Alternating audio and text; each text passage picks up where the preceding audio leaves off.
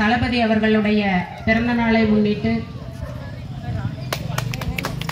இன்று இந்த காவேட்டி நாயுடு பகுதியில் நடைபெறும் நலத்திட்ட உதவிகள் வழங்கும் விழாவிற்கு வருகை தந்து சிறப்பித்திருக்கும் அனைவருக்கும் என்னுடைய காலை வணக்கத்தை தெரிவித்துக் கொள்கிறேன். இப்போ உங்களுக்கெல்லாம் தெரியும் தமிழ்நாட்டில் என்ன நடந்துட்டு இருக்குது, ஒன்றிய அரசு தமிழ்நாட்டை எப்படியெல்லாம் வஞ்சித்து கொண்டு இருக்கிறதுங்கிறது எல்லாமே உங்களுக்கு தெரியும். தமிழ்நாட்டுக்கு தர வேண்டிய நிதி ஆதாரங்கள் எதையுமே கடந்த 2-3 வருடங்களாக ஒன்றிய அரசு எதுவுமே நம்மளுக்கு பண்ணலை. ஆனாலும் தலைவர் தளபதி அவர்கள் தமிழக மக்களுக்காக எல்லா நலத்திட்ட உதவிகளையும் தொய்வில்லாது செய்து வருகிறார். ஆகவே இப்போ கோயம்புத்தூருக்கு வரப்போற மெட்ரோ ட்ரெயினுக்கான நிதி ஒதுக்கீடு செய்யவில்லை, கல்விக்காக ஒதுக்கீடு செய்ய வேண்டிய நிதி ஒதுக்கீடு செய்யவில்லை. அதை தாண்டி இந்தி திணிப்பு மற்றும் ஒரே நாடு ஒரே தேர்தல் அப்படிங்கிற மாதிரியான ஒரு கொள்கை அடிப்படையிலான திணிப்புக்கு தமிழ்நாடு உள்ளாக்கப்படுகிறது. அதை எதிர்த்து நம் தமிழக முதல்வர் அவர்கள் எதிர்கட்சிகள் ஆளும் மாநில முதல்வர்களோடு கலந்து ஆலோசித்து நேற்றைக்கு கூட ஒரு கூட்டம் போட்டு அனைத்து கட்சி கூட்டம் போட்டார்.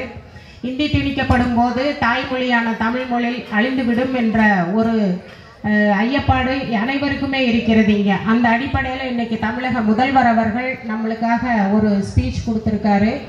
2026 மக்கள் தொகை கணக்கெடுப்பு அடிப்படையிலான மக்களவை தொகுதி மறுசீரமைப்பானது தமிழ்நாட்டு எம்பிக்களின் எண்ணிக்கையை குறைத்து நாடாளுமன்றத்தில் நமது குரலை பலவீனப்படுத்தும். அதாவது இப்போ இருக்கிற தொகுதியில் தமிழ்நாட்டில் 39 தொகுதி இருக்குது. அதை மக்கள் தொகை அடிப்படையில் குறைத்து எம்பி தொகுதிகளை குறைக்கிறது, அவங்களுக்கு ஃபேவராக இருக்கிற இடங்களில் எம்பி தொகுதிகளை அதிகப்படுத்தி அதன் மூலியமா மீண்டும் ஆட்சிக்கு வருவதற்கான ஒரு குறுக்கு வழியை அவர்கள் தேடுகிறார்கள்.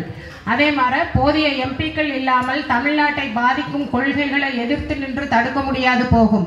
இப்போ 39 பேர் 40 பேர் பாண்டிச்சேரியோட சேர்த்து 40 பேர் அங்கே இருக்கிறதுனால தான் நம்மளுக்கான எல்லா உரிமைகளையுமே அங்கே கேட்டு பெற முடிகிறது, உறுதியாக நிற்க முடிகிறது. நம்மளுடைய கொள்கையில் நமது மாநிலத்தின் பெருமை மிக்க சமூக நீதி மற்றும் சுயமரியாதை பாரம்பரியத்தை நாம் இழக்க நேரிடும். வலுவான அரசியல் பிரதிநிதித்துவம் இல்லாமல் போனால் ஏழை எளிய மக்கள், மாணவர்கள், விவசாயிகள், தொழிலாளர்கள் மற்றும் பெண்களுக்கு உதவக்கூடிய நலத்திட்டங்களுக்கான நிதி பெருமளவு குறைக்கப்பட்டு நலத்திட்டங்களையே தொடர முடியாத சூழல் ஏற்பட்டுவிடும். இப்போ உங்களுக்கு தலைவர் என்னென்னலாம் நலத்திட்ட உதவிகள் கொடுத்துட்டு இருக்கிறாருங்கிறத நாங்கள் ஒவ்வொரு தடவையும் உங்களுக்கு மீட்டிங்ல சொல்றோம். மகளிர் உரிமை தொகை, நான் முதல்வன் திட்டம், தவப்புதல்வன் திட்டம், புதுமை பெண் திட்டம் உள்ளிட்ட ஏராளமான திட்டங்கள், விடியல் பயணம், காலை சிற்றுண்டி திட்டம், இது போக இன்னும் ஏராளமான திட்டங்களை தொய்வில்லாமல் தலைவர் அவர்கள் இன்று வரை எந்த இடர்பாடும் இல்லாமல் நடத்தி கொண்டு வருகிறார். அதே போல பள்ளிகள், மருத்துவமனைகள், சாலைகள் ஆகியவற்றிற்கு குறைவான நிதி ஒதுக்கப்படும். அதோடு நமது இளைஞர்களுக்கான வேலை வாய்ப்புகள் குறைக்கப்பட்டு நமது அன்றாட வாழ்வையே பாதிப்படைய செய்திடும். இந்த மாற்றம் நம்மை மட்டுமல்லாது நம் குழந்தைகளின் எதிர்காலத்தையும் பேர குழந்தைகளின் எதிர்காலத்தையும் சேர்ந்து பாதிப்படைய செய்திடும். தமிழ்நாட்டின் எதிர்காலத்திற்காக கட்சி வேறுபாடின்றி இப்போதே நாம் ஒன்றுபட்டு நிற்க வேண்டும். ஆக ஒன்றிய அரசு தமிழ்நாட்டின் மீது திணிக்கின்ற எந்த ஒரு நம்மளுடைய கொள்கைக்கு ஒவ்வாத கருத்துக்களை எல்லாமே ஒன்றுபட்டு நின்று போராட வேண்டும் என்று மாண்புமிகு முதல்வர் அவர்கள் தன்னுடைய பிறந்தநாள் செய்தியாக அனைவருக்கும் அறிவித்திருக்கிறார்.